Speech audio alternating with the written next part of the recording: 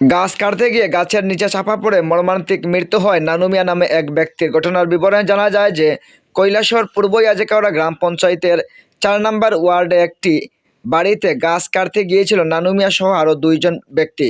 গাছটি প্রায় 150 ফুট লম্বা হবে। গাছটি সুন্দরভাবে মাটিতে ফেলার জন্য গাছের ঠিক উপরে রশিটি বেঁধে নানু মিয়া গাছটিকে টানছিলেন। ঠিক এই সময় গাছটি কাটার শেষ হওয়ার পর নানু মিয়া যখন গাছটিকে টেনে নিচে ফেলে দেওয়ার চেষ্টা করেছিলেন, এই সময় এই গাছটি যেদিকে পড়বে চতুর্দিকে ছিল গাছপালা। গাছটি একটি ডালে বাড়ি লেগে হঠাৎ করে নানু মিয়ার উপরে পড়ে যায়।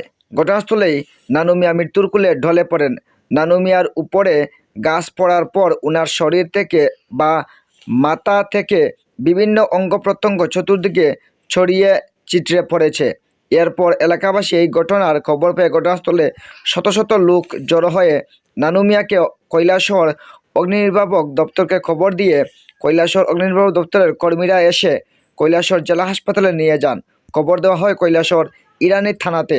কৈলাসহর ইরানি থানা থেকে ছুটে আসেন বিশাল পুলিশ এবং টিএসআর বাহিনী। পুলিশ ঘটনাস্থলে এসে ঘটনার তদন্ত শুরু করেছেন। এছাড়া ঘটনার বিবরণে জানা যায় যে নানু মিয়া আগে অন্য একটি ধর্মের লোক ছিলেন। বর্তমানে তিনি অন্য ধর্ম ত্যাগ করে মুসলিম ধর্ম গ্রহণ করে কৈলাসহর শ্রীনাথপুর গ্রাম পঞ্চায়েতের ৪ নম্বর ওয়ার্ডে বিবাহ করেন এবং এই ওয়ার্ডে বসবাস করেন নানু মিয়া। নানু মিয়ার স্ত্রী, 2 ছেলে এবং 2 মেয়ে বর্তমানে আছেন। নানু মিয়ার পরিবারের একমাত্র উপার্জনের জন্য শুধুমাত্র নানু মিয়া।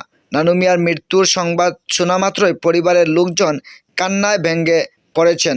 এলাকাবাসী বলেন, নানু মিয়া অত্যন্ত ভদ্র এবং ভালো মানুষ। ওনার পরিবারের উপার্জনের বিকল্প কোনো লোক নেই। তাই সরকার বা বিভিন্ন সামাজিক সংস্থা বা বিভিন্ন সহৃদয় ব্যক্তি এই পরিবারের যেন আর্থিক সাহায্যের হাত বাড়িয়ে দেন। নানু মিয়ার মরদেহ খবর লেখা পর্যন্ত কৈলাসহর জেলা হাসপাতালে রয়েছে। নিজস্ব প্রতিনিধির রিপোর্ট, স্টার ত্রিপুরা। কি হয়েছে আজকে সকালে ঘুমিয়ে উঠছি যে আমার কাছে ঘুরাইছে ফোন আইছে যে আমার শ্বশুর গাছের নিচে পড়িয়া মারা গেছে। আমার শ্বশুরের নাম হলো নানু মিয়া, বাড়ি শ্রীনাথপুর। তো আজকে সকালে খাদ্য গেছিল তাইনে নালালের যে মেশিন যে গাছ কাটে তাইনে ড্রাইভার হইল আসামের ড্রাইভার, যে পাশের বাড়ি গর্জন গাছ খাটতে তারা তাইনে লিয়া গেছে, তাইনে হেল্পারি করে। আমি শুনছি মারা গেছে। বস আমি করতে যাওয়ার পরে গেছে ফায়ার সার্ভিসে নিয়ে আইছে হসপিটালে। আপনার নাম কেটা? আমার নাম হলো আশোক আলী, বাড়ি যুবরাজনগর। মানে আপনার শ্বশুর ট্রেন? আমার শ্বশুর। ট্রেনের কয়জন ছেলে মেয়ে আছে?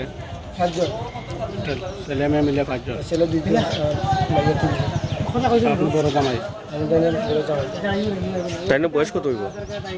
বয়স 45। কোন জায়গা? শ্রীনাথপুর কয় নম্বর ওয়ার্ডে এই ঘটনাটা হয়েছে? 2 নম্বর বাড়ি। গাছটা কি ওই মানে বাড়ির গাছ না? বাড়ির গাছ তো পাশের বাড়ির গাছ, মানে নিজের গাছ না। এটা খুব দুঃখজনক ব্যাপার।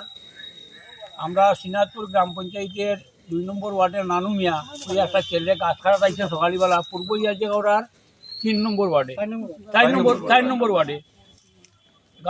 গাছটা কাটার পরে গাছটা পড়ার সময় গাছটা একবারে কোনো ডালফালা নাই, ছোট্ট একটা ডালর ডেমনি আসিল। এই ডেমনিটা বাড়ি মারিয়া মাথার মগজ টগজ সব ছিটাই দিছে। গাছটা বিরাটটা 150 ফুটের মতো হইব লম্বা।